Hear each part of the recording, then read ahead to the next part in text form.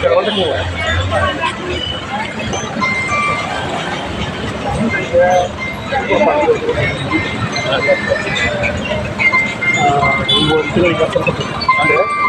ಅವ್ರ ಕೆಲಸ ಹತ್ತಿರೋದು 1/1/2009 ಅಂತ ಹೇಳ್ತಾರೆ. ಈ ಡಿಗ್ರಿ ಮುಗಿದು 10/2/2009 ಡಿಗ್ರಿ ಮುಗಿತು. ಅದು ಒಂದು ತಿಂಗಳು ಮುಂಚಿತವಾಗಿ ಏನಾದ್ರು ಅಪ್ಲಿಕೇಶನ್ ಹಾಕಿರೋದು ಹೋಗಲ್ಲ ಕೆಲಸಗಾರ ನಿರ್ಮಿತ. ಆಮೇಲೆ ಎರಡನೇದು ಅಶೋಕ್ ಟೇಲಿ ಅನ್ನೋ ಸರ್ ಏನಾದ್ರು ಇದು ಕಾನೂನು ಏನಂತ ಅವರು ವರದಿ ಕೊಡ್ತಾರೆ ಸರ್. ಇದು ಆ ವರದಿನ ಇಲ್ಲಿ ಇದಕ್ಕೆ ಲೆಕ್ಕಿಸಿ ಇವರು ಅಲಮುಷನ್ ಅಂತಾರೆ ಇದು ಕಾನೂನು ಪರವಾಗಿ ನೀವು ವರದಿ ಕೊಡ್ತಾರೆ ಸರ್. ಇನ್ನು ಈಗ ಇದ್ದಕ್ಕಿಂತ ಹೊಸ ತಡೆದು ಯಾವಾಗ ಅದು ನಮ್ಮ ಹೋರಾಟ ಪ್ರಶ್ನೆ.